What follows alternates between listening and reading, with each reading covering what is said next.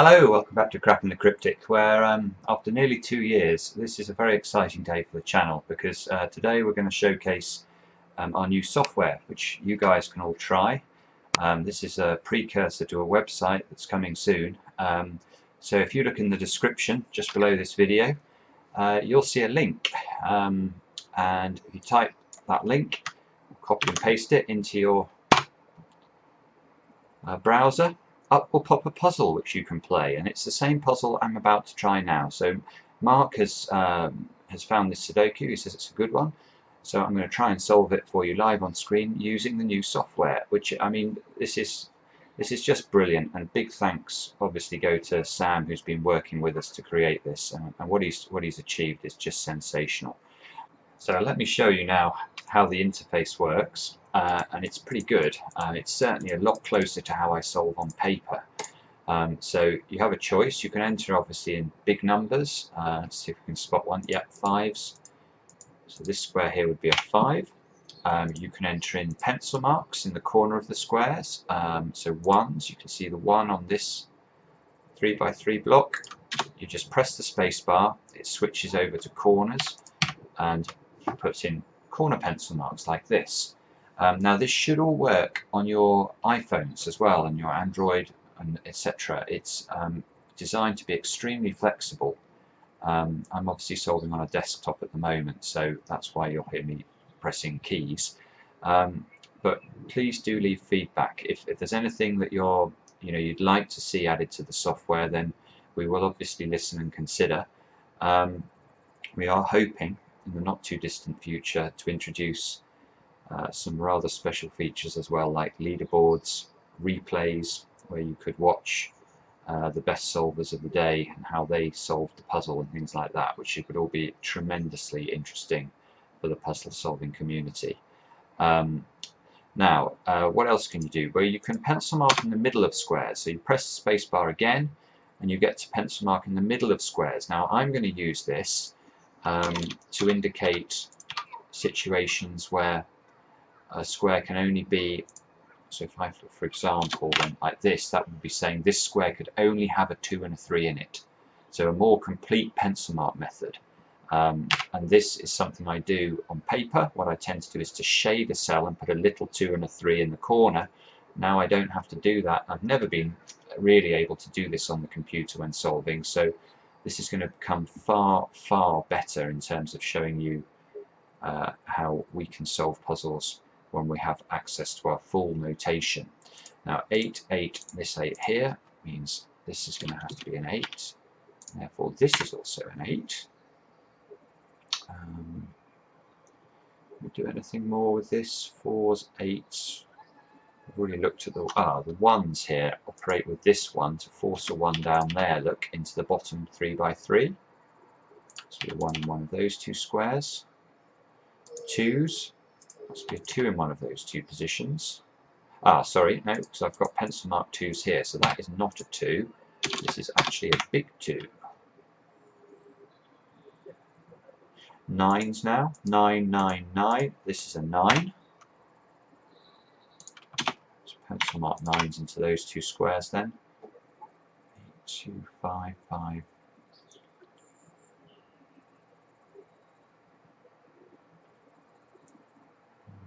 3, 1. 2s here, meaning there's a 2 in one of those two squares. Just noticing as well, if we look at the gaps in row 1, they correspond exactly to the gaps in row 9. Now that is a bit suspicious.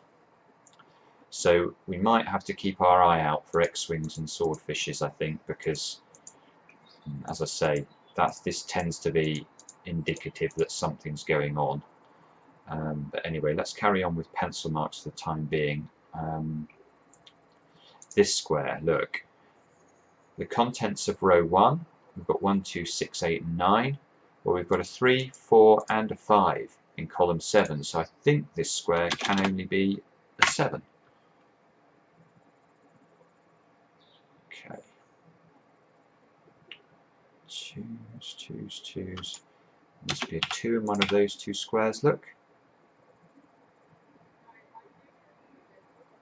2 here, and the 2's I've pencil marked. Oh, what the hell? I've got a 2 here. That's not a 2. I don't know when I put that 2 in, but it's nonsense. That cannot be a 2. This is a 2. Let's put that in. 2's, 2's. So now we've got a 2 in one of these 2 squares. 2. It's interesting that, isn't it? This 7 now becomes lovely because we can't put a 7 in any of these 3 squares. So this must be a 7. So obviously this square cannot be a 7 because we know it's a 1 or a 2. So that is a 7.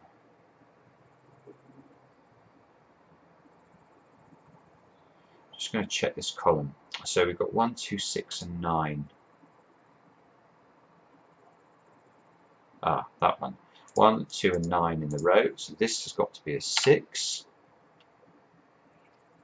Which means we can pencil mark 6's up there. 6.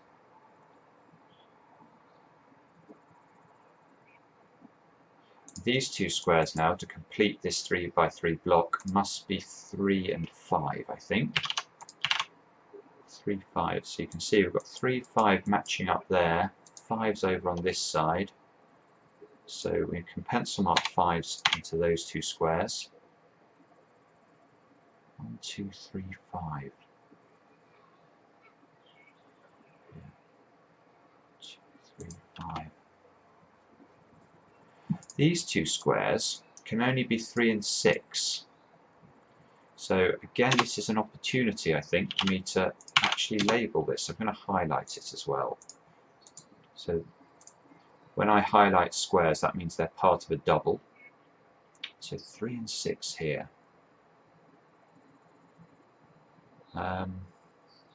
Ones. Look, 1, 1 and this one. This has got to be a 1. I can see that. Therefore, this is a 1. Just unwinding the pencil marks. 1 and 1, 3 positions up there, but I don't think we can resolve that. 2, 5. This 8 now becomes nice. 8 and 8 here, so we can pencil mark 8's. There's an 8 in one of those 2 squares as well. 5, 9. And along the top we need 3, 4 and 5.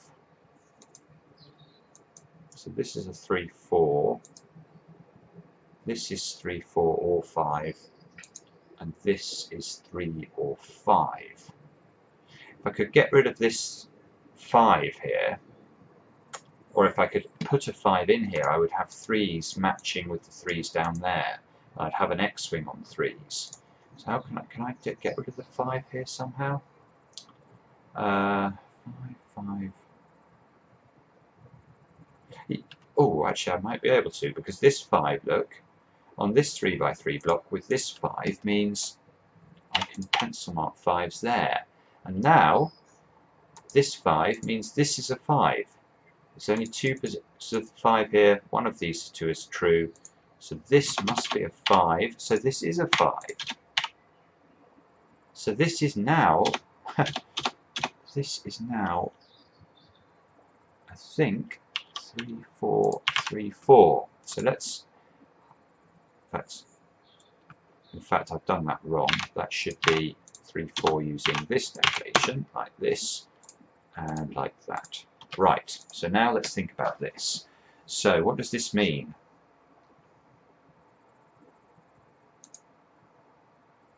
Well, it means that we know the 3's are locked into one of 2 positions in row 1, and they're locked into one of 2 positions in row 9.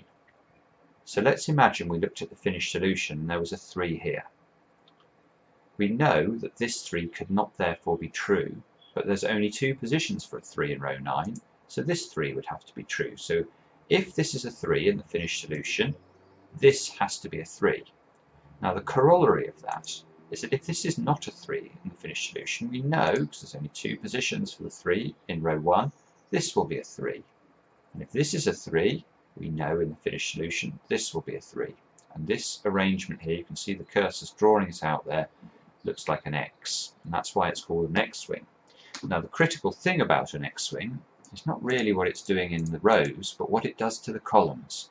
because we know when we look at the finished solution, either this square or this square will contain a 3, and either this square or this square will contain a 3. And therefore, when we look down the column, there cannot be any more 3's in these columns.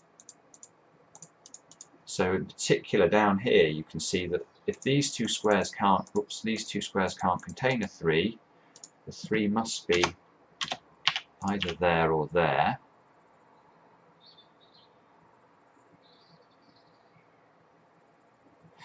Ah, hang on. Now the fact that we've got these 3 pairs here. Let's look at the 7, 8, and 9 now and how they impact on column 5. We've got a sort of New York Times type trick here. 7, 8, 9 in this block. So none of these 3 squares obviously can contain the numbers 7, 8 or 9. So where are we going to put 7, 8 and 9? In column 5. Well, this square also can't contain 7, 8 and 9. We know it's a 3 or a 4. So there's actually only 3 positions that 7, 8 and 9 can go into. So that I'm certainly going to record. I'm going to use red for triples, I think. So 7, 8, 9, 7, 8, 9. This one is 7 or 9 because there's an 8 there. So 7, 8, 9. That means the rest of the column is 3, 4, 5, and 6. So, no. This one, no. This must matter. This must matter. We just have to stare at this now. There's going to be something about this that matters. 4, 7, 9,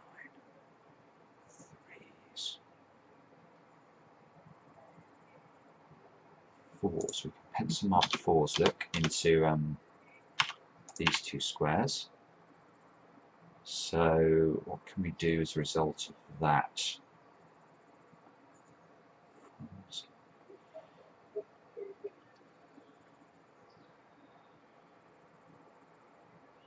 Ah, this is gorgeous. Okay, right. So we need to combine the X-wing with those pencil mark 4s that we just placed. So let's have a think about this column. And in particular, let's look at this square. So this square cannot be a 1 or a 2. It can't be a 3 because of the X-wing, and it can't be a 4 because of these pencil marks. It can't be a 5 either. Now it can be a 6, and it can be a 7, but it can't be an 8, and it can't be a 9. Right. Now have a look at the grid and see if you can spot something rather lovely about the central row. Because this square here being, or having a 3 and a 4 eliminated from this square, we have to put a 3 and a 4 somewhere in the central row. And 3 and the 4 here, I mean these 2 squares definitely aren't 3 and 4. Our 7 and an 8, 9 triple down column 5, this square cannot be a 3 and a 4. And the work we've just done, this square cannot be a 3 and a 4. So there, oh dear, oops. Let's do it like that. And this square is a 3 or a 4, this square is a 3 or a 4. Now, can we use, yes, we can use this. So now, where can we put a 6 in row 5? That's gorgeous. You have to get the 3 and the 4 pair before you can appreciate the power of this 6. This is absolutely lovely. So now, this 6 means no 6 here or here. This has to be the 6. So we go back here, change that to a 6, probably get rid of the highlighting. Now, does this matter? Yes, 6. Well, there's a few things we can do actually. 6, 6 means this square must be a 6 because of the 6 here. Now, the moment I get 6 here, obviously I can pencil mark the 1. That means this is a 1. I've got to go a bit slowly here because there's loads of stuff going on here. 1s. So 1s into one of those 2 squares. 6, 6. Now look, 6 and this 6. So this square here now has to be a 3. because we know this square is a 3 or a 6, because it's a centrally pencil marked square. So that's a 3. Now we can unwind the X-wing. This must be a 3.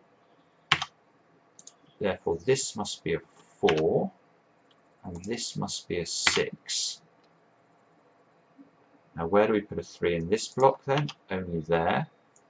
That unwinds the 3 and the 5. That unwinds the 5. That must be a 4 there, just to complete that. This is a 4. This is a 7. Pencil mark 7s into those two squares. 7s into these two squares. Get rid of the 4.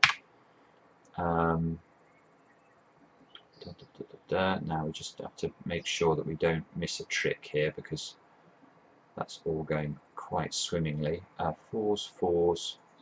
Must be a 4 in one of those two positions. The 3 and the 5 didn't really matter because we already knew, but one of these two squares now must be a 3. 3 here and this 3 here.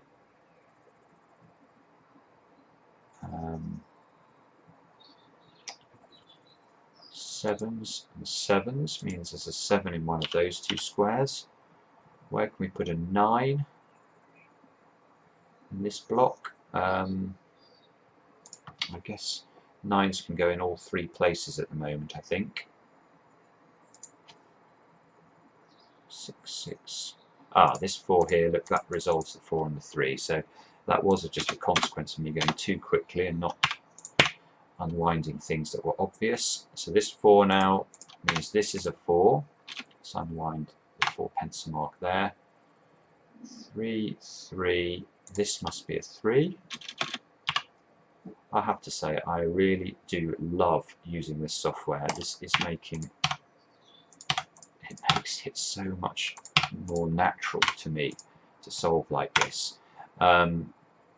Okay, so that's a whole load of more numbers in the grid. This now can't be a 3.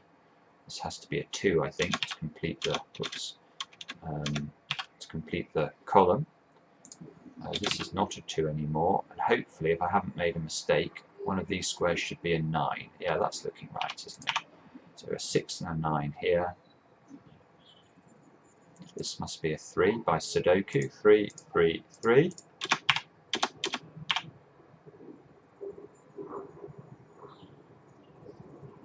This must be a 7. Oops. So press that again to unwind those two. This is now an 8, 9 pair.